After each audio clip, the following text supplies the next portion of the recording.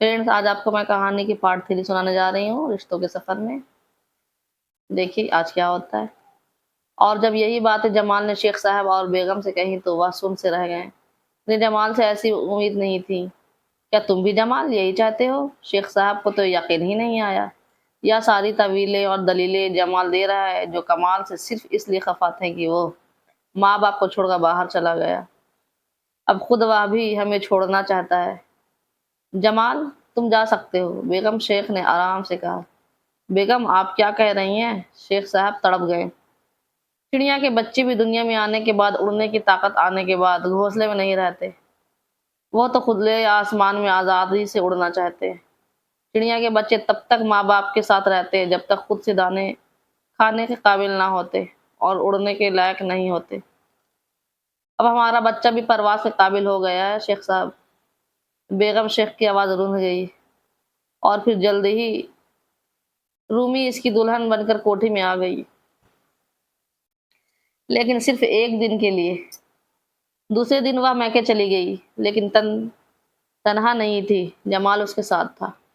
اور ڈھنڈھار کوٹھی میں بس وہ دونوں بےقرار روح کی مانند کمرے اور برآمدے میں چکراتے پھرتے۔ جمال سے امید نہیں تھی، وہ امید ہی کیا جو پوری ہو جائے۔ یقین کی منزل بہت کم ملتی ہے۔ لفظ امید بہت کمزور ہوتا ہے، یہ الفاظ اپنے آپ اپنی کمزوری کا اعتراف ہوتا ہے، جبکہ یقین ایک قوت ہے، مضبوط اور بھرپور۔ لیکن امید خوش آئند خواب ضرور دکھاتی ہے۔ شیخ صاحب اور بیگم نے اپنے کلیجہ پر صبر کی سیل رکھ لی۔ شاید رومی کی امی بیٹی کی شادی کے انتظار میں ہی تھی۔ شادی کے چند ماہ بعد ہی ان کا انتقال ہو گیا اور ڈیڈی کا دل گھر سے اچاٹ ہو گیا۔ جلد انہوں نے سارا بزنس سمیٹ لیا، سارے فیملی لندن شفٹ ہو گئے۔ ابھی تک ہوٹل کاغذ پر ہی تھا، کسی کے نام پر نہیں ہوئی تھی۔ ڈیڈ نے اسے ہفتوں میں کھڑا کر دیا تھا۔ دونوں بیٹے اور جمال ہوٹل دیکھ رہے تھے۔ رومی نئے ماحول میں ایڈجسٹ ہونے کے لیے بہت محنت کرتی تھی۔ بیوٹی پارلر، مساج پارلر، نہ جانے کون کون سے پارلر جاتی۔ اس نے نئے نئے کھڑا پال لیے تھے، زیادہ وقت اسی سب میں گزارا ہوتا۔ بیچارہ جمال اپنے سالوں کی بدلی ہوئی نظریں دیکھ کر بھی کچھ نہ دیکھنے کی قسم کھائے بیٹھا تھا۔ برسوں کے بعد ڈیڈی کی آزادی نصیب ہوئی تھی۔ بیٹے ذمہ داریاں اٹھانے کے قابل ہو گئے تھے۔ رنگین مزاج اور آزاد خیال تو وہ پہلے سے ہی تھے۔ مغرب کی نقلی کر کے خود کو آدھا انگریز تو وہ پہلے بھی سمجھتے تھے۔ اب تو لندن میں رہ رہے تھے۔ لہجہ مغرب کی چکا چوند نے بالکل ہی اندھا کر دیا۔ کلب اور ڈرنک وہ پہلے بھی کرتے تھے، اب شراب میں وہ غوطے لگانے لگے۔ نقصان میں سراسر شیخ صاحب اور ان کی بیگم تھیں۔ اولادیں ہاتھ سے نکل گئی تھیں۔ گھر کی رونق تو مکان کے دم سے ہوتی ہے، ورنہ اینٹ گرے مکان مقبرے سے لگتے ہیں۔ وہ بھی ایک بڑے مقبرے میں زندہ دفن تھے۔ نہ ملازموں کی فوج تھی، نہ بیٹوں کی قہقہے تھے۔ دو ملازم خاموشی سے اپنے کام میں مصروف رہتے تھے۔ میاں بیوی آپس میں باتیں کرتے تو جلد ہی موضوع ان کی گرفت سے پھسل جاتی۔ اس عمر میں تو ایک ہی موضوع دلچسپ اور کشش رکھتا ہے، بچوں کی باتیں۔ اور پھر ان کے بچے کی باتیں یہاں کہاں تھیں۔ کوٹھی اور دستے سناٹے۔ شیخ صاحب بیٹھک میں اپنی مخصوص آرام کرسی پر دراز اخبار پڑھتے رہتے اور بیگم اندر خدا جانے کیا شٹر پٹر کرتی رہتی۔ ان کے آنگن کے پھول تو دور کہیں پردیس میں مہک رہے تھے، جہاں کسی کو ان کی ضرورت نہیں تھی۔ حسب معمول شیخ صاحب اخبار بینی میں مصروف تھے۔ اس کا ایک ایک لفظ چاڑ چکے تھے، حتیٰ کہ ہر خبر اپنی تمام ریاضیات کے ساتھ انہیں یاد ہو گئی تھی۔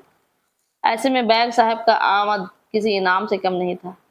بیگ صاحب نے سلام علیکم گرجدار نعرہ مارا اور ان کے سامنے بیٹھ گئے۔ وہ کئی دنوں کے بعد آئے تھے، اس لیے زیادہ خوش تھے۔ وعلیکم السلام، خیریت بیگ صاحب؟ شیخ صاحب نے اخبار الگ رکھ دیا تھا، چشمہ اتار کر کیس میں بند کیا۔ اللہ کا شکر ہے حضرت، آپ بتائیے کیا حال ہے؟ کوئی نئی خبر؟ بیگ صاحب نے اخبار کی طرف اشارہ کی۔ ساری خبریں پرانی ہو چکی ہیں، وہی لوٹ مار، ڈاکہ زنی اور دہشت گردی۔ ہر معاملہ میں، ہر حادثے میں بیرونی ملک کا ہاتھ ہونے کا دعویٰ اور دہائی۔ بس ہمارے لیڈروں کے بیانات روز بدلتے رہتے ہیں، صبح کچھ بیان دیتے ہیں، شام کو کچھ اور کہتے ہیں۔ بات تو ٹھیک ہے، ہم ہی بیوقوف ہیں جو ہر روز یہی خبریں شوق سے پڑھتے ہیں اور صبح اخبار کا बेचैनी से इंतजार करते हैं। एक अखबार अलबत्ता नहीं है, शायद आपको भी दिलचस्प महसूस हो। इरशाद इरशाद बैग साहब लहक कर पूछा, जैसे शेख साहब ने कोई गजल सुनाने का ऐलान किया हो। मैंने स्कूल खोलने का फैसला किया है। इतनी बड़ी कोठी है, इसका इससे बेहतर मसरफ और क्या हो सकता है। गली कूचे में हर कोने खुदरे में सैकड़ों स्कूल चल रहे हैं, इनका क्या होगा। बैग साहब सरासीमा नजर आ रहे थे या फिर अदाकारी कर रहे थे। शेख साहब हंस पड़े। वो चल रहे हैं तो हमारा भी स्कूल चलेगा इंशाल्लाह, और खूब चलेगा। सच तो यह है कि वह सब स्कूल नहीं, दुकानें हैं, लेकिन मैं दुकानदारी नहीं कर सकता।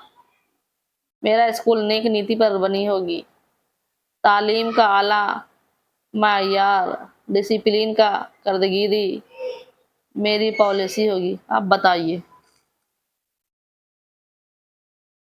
अगर ऐसा है तो मैं आपके साथ हूँ।